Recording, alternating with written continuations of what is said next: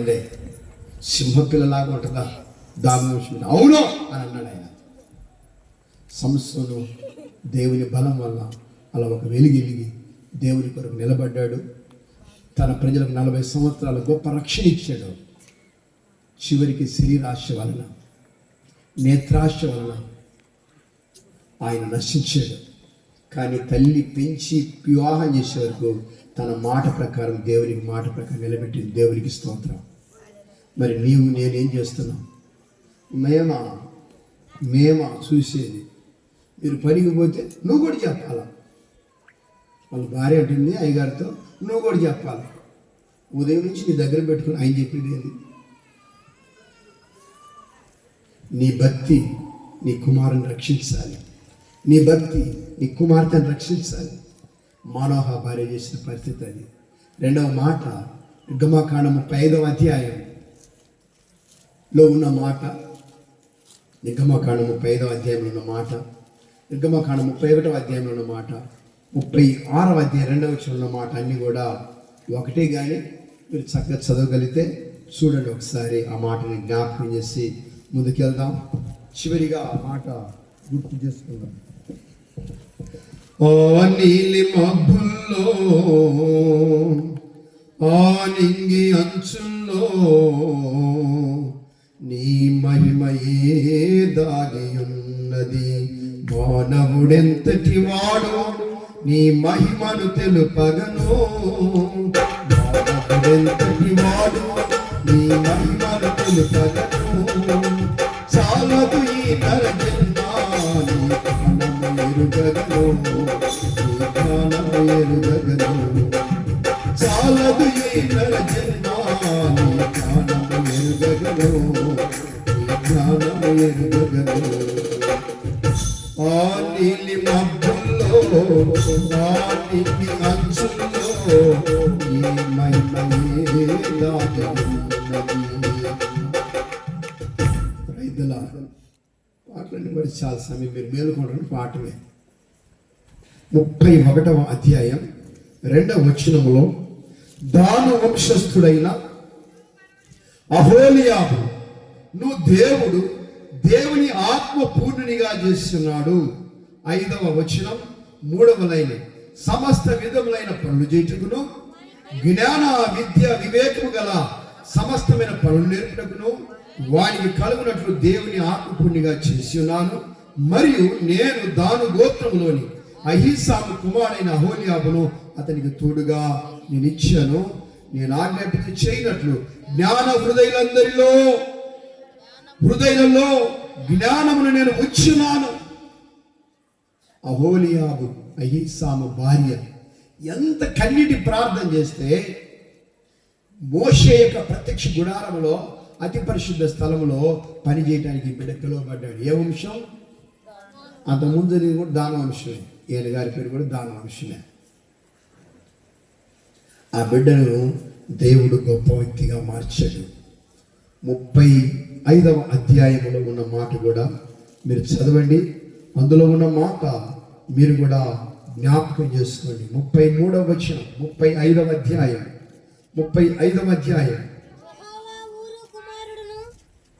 4వ లైన్,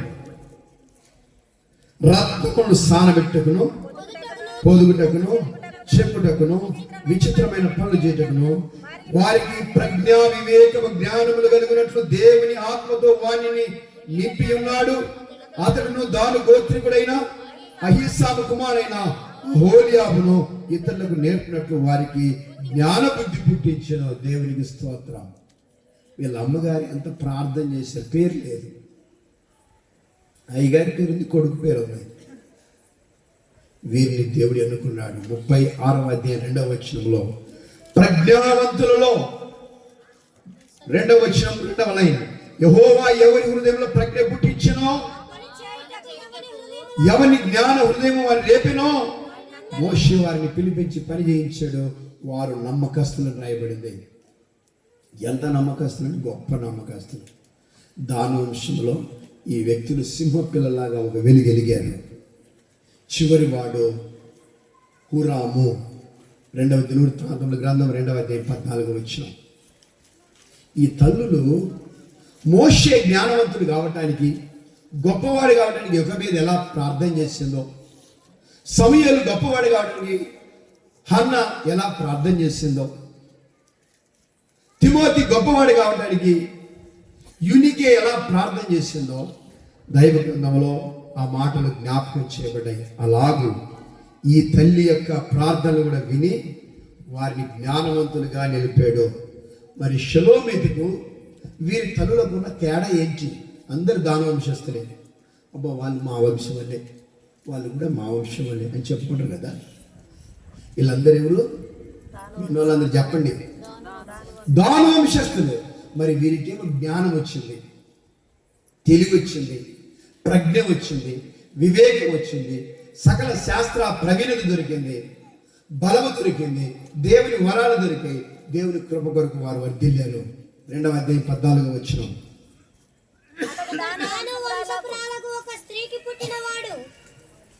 చదవం త్వరగా. దేవుని జ్ఞానంతో తెలివి వివేచన గలవా. ఈ ముగ్గురు తల్లులు వారి కొరకు ప్రార్థించారు. వారు గొప్పవారై మోషే గుడారంలో ఒకరు, సొలొమోను దేవాలయంలో మరొకరు, ఇశ్రాయేలుకు న్యాయాధిపతిగా మరొకరు యుగ వెలుగుంది. దేవుని గొప్ప రక్షణ ఇశ్రాయేలుకు చూపించారు. మరి నీ కుమారులు, నీ కుమార్తెలు ఎలాంటి వారు? షలోమితి కుమార్తెగా ఉన్నారా?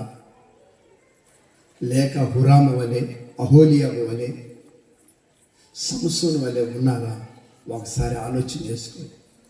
కాబట్టి మొదటి తల్లి యొకెబెదు మోషే అహరోనులకు జ్ఞానం వచ్చినట్టుగా కన్నీరు విడిచి ప్రార్థించిన తల్లి.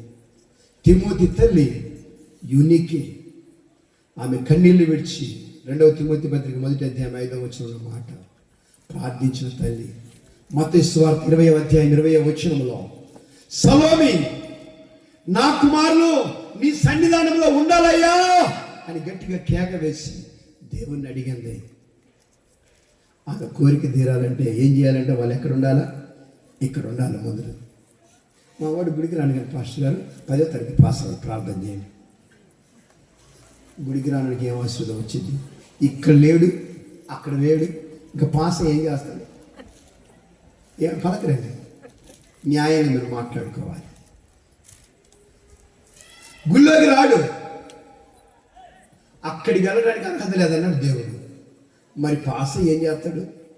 పాస్ అయి పట్నం పోతాడు, ఇష్టం వచ్చిన నడుచుకుంటాడు, రోగం వచ్చినాక మళ్ళీ మీ దగ్గరికి వస్తాడు. అవునా కాదా? ఆ మాట మీరు ఈ రాత్రి వేళ గుర్తు చేసుకోవాలి. ఇప్పుడు చదవండి విలాప వాక్యములు 2వ అధ్యాయం 18వ వచనంలో, నదీ ప్రవాహము కుమ్మరించినట్లుగా, నదీ ప్రవాహం వచ్చినట్లుగా ఓ సియోను కుమారి నీవు కన్నీరు విడువుము, నీ కన్నెప్పలు మూయకుము, రాత్రంతయు కూడా నువ్వు కన్నీరు కాడుస్తూ యెహోవా తట్టు చేతులెత్తి నీ పిల్లల ప్రాణం కొరకు ప్రార్థించి 18వ వచనం చదవండి. నదీ ప్రవాహం వలె దివారాత్రము నీ బిడల కొరకు కన్నీరు విరవాలి, విరామము కలగనీయకము, నీ కంటి పాపం ముయ్యవద్దు, నీవు లేచి ఈ మొదటి జామున మొరపెట్టుము, నీళ్లు కుమ్మరించినట్లుగా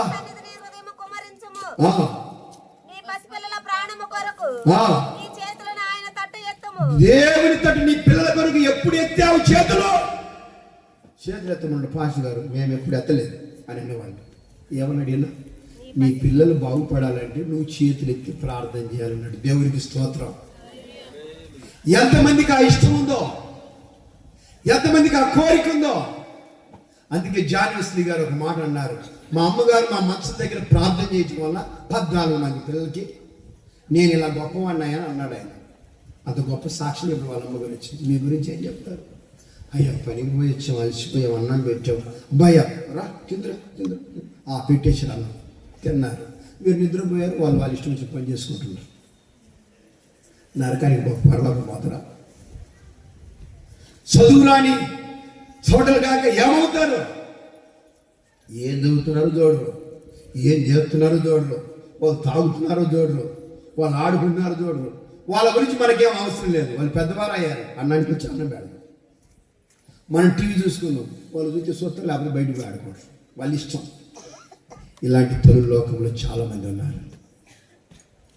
ఇలాంటి తండ్రులు చాలామంది ఉన్నారు. మరి నీ కుమారునికి ఆ దేవుని సన్నిధానంలో నిలబడాలంటే నువ్వే నేర్పాలి? ఇక్కడ నిలిచే బాధ్యతను, ఇక్కడ నిలిచే అలవాటును నువ్వు నేర్పాలి. రెకాబు యెహోనాదాబుకు నేర్పినట్టు, యెహోనాదాబు తన పిల్లలకు నేర్పినట్టు నువ్వు కూడా నీ పిల్లలకు నేర్పాలి. అది తండ్రి బాధ్యత. ఈ మాట నువ్వు కూడా జ్ఞాపకం చేసుకోవాలి. మరి యోబు ప్రార్థించినట్టు, ఇర్మియా ప్రార్థించినట్టు, లోకములో అబ్రహాము ప్రార్థించినట్టు, ఉదయాన్ని ఎంతమంది తల్లిదండ్రులు ప్రార్థిస్తున్నారు మీ పిల్లలను కూర్చోబెట్టి మీరు జ్ఞాపకం చేసుకోండి. అప్పుడు ఏమవుతుంది? ఈ అయ్యగారు అసలు టైటిల్ తీసేశారు, కుటుంబ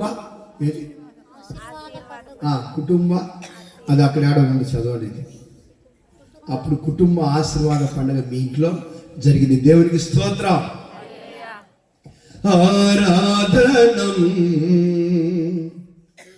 ఆరాధనం ఆరాధనం ఆరాధనం ఆరాధనం ఆరాధనం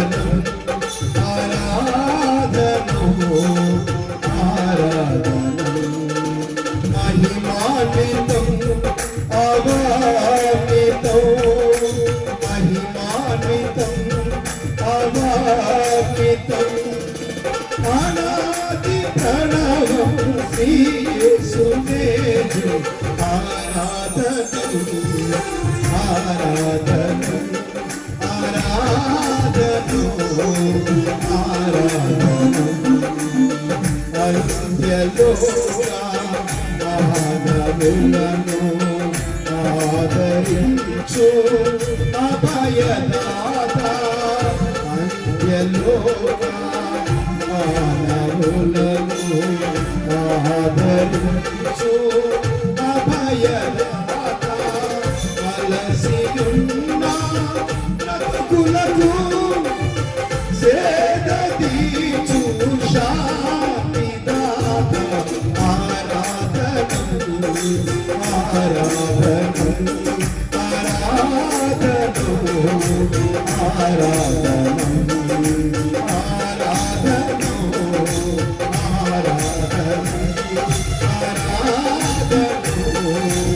ఆరాధనం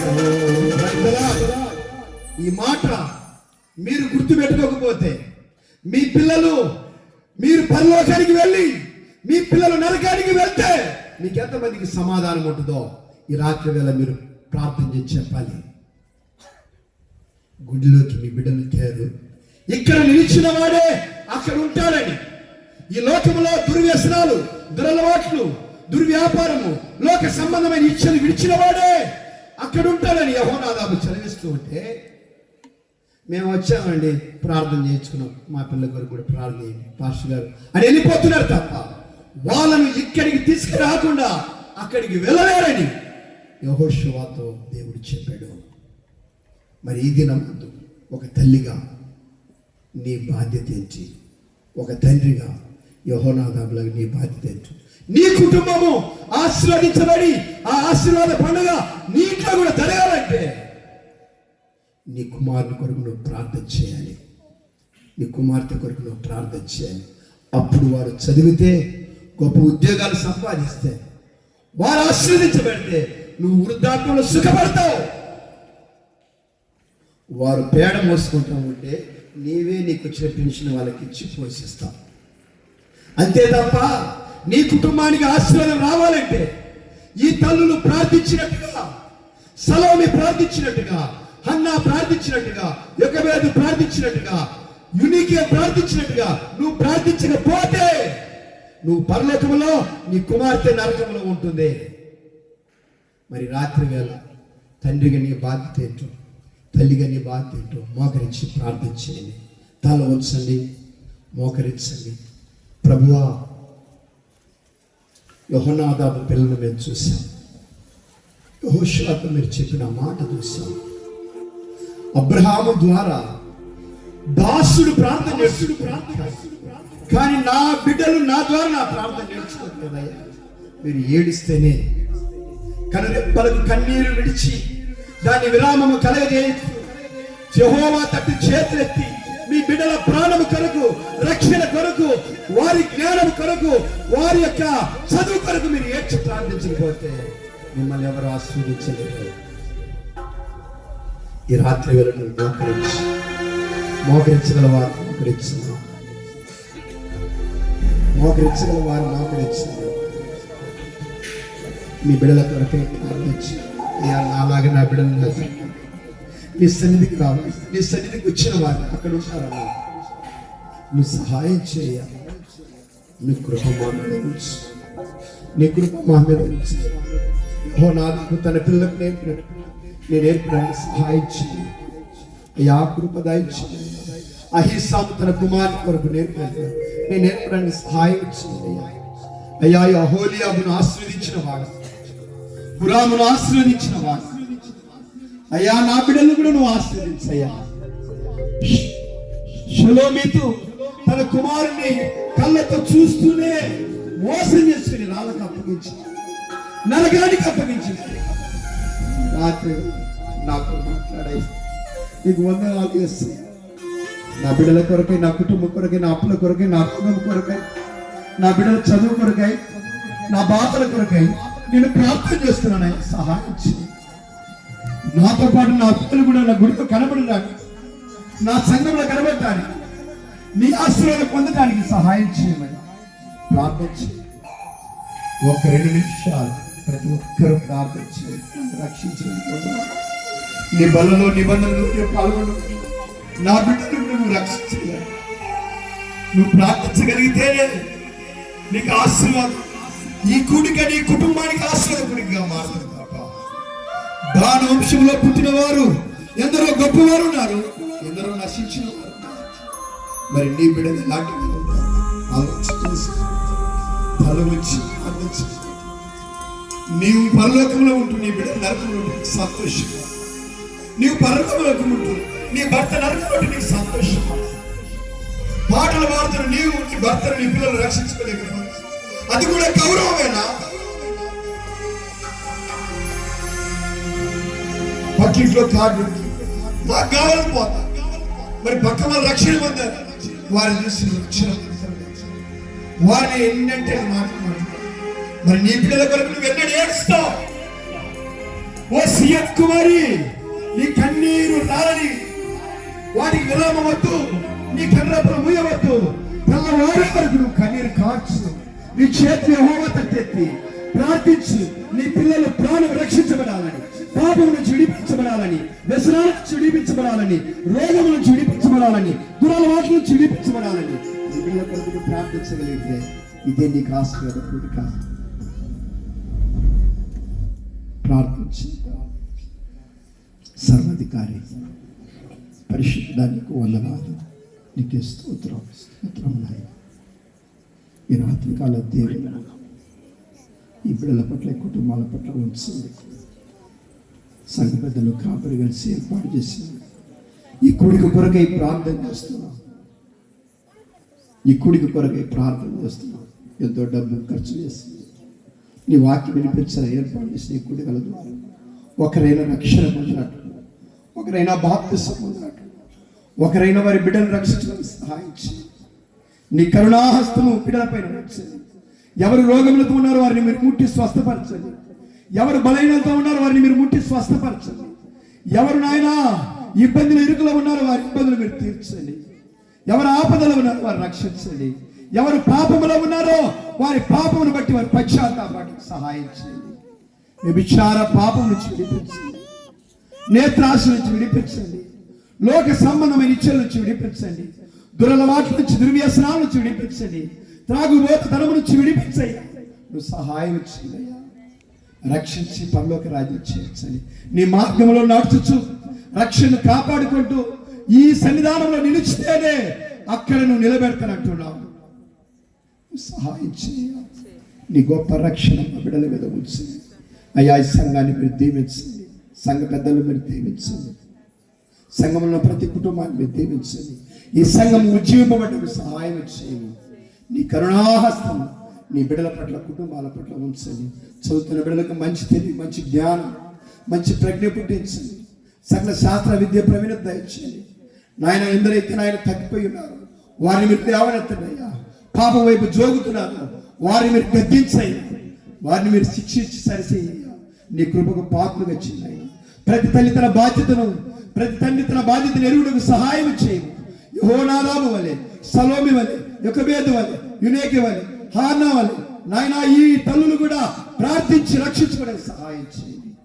నీ కరుణాహస్తం ఇక్కడ పట్ల ఉంచండి. ఈ కుడికి వచ్చిన ప్రతి స్త్రీ, ప్రతి పురుషుని యేసు నామములో దీవించి మీ కృపకు పాత్రలుగా చేయమని, మీ నామ మహిమార్థమని మీరు వాడుకోనమని. ఇదిగో నాయన ఈ మాట విన్న ప్రతి స్త్రీలో, ప్రతి పురుషులు నీ కార్యము జరిగించమని, నీ యొక్క సన్నిధి వీరికి తోడుంచమని, నీ ఘన కార్యాలు, గొప్ప కార్యాలు జరిగించి మీ నామ మహిమార్థమై ఈ బిడ్డలను మీరు దీవించి గొప్ప చేయమని మహాగణుడు, మహోన్నతుడు, రక్షకుడు, మోర్చుకున్నటువంటి యేసయ్య శ్రేష్టమైన నామంలో ప్రార్థన చేసి అడిగి వేడుకొనుచున్నాము తండ్రి. ఆమేన్. అవకాశం ఇచ్చిన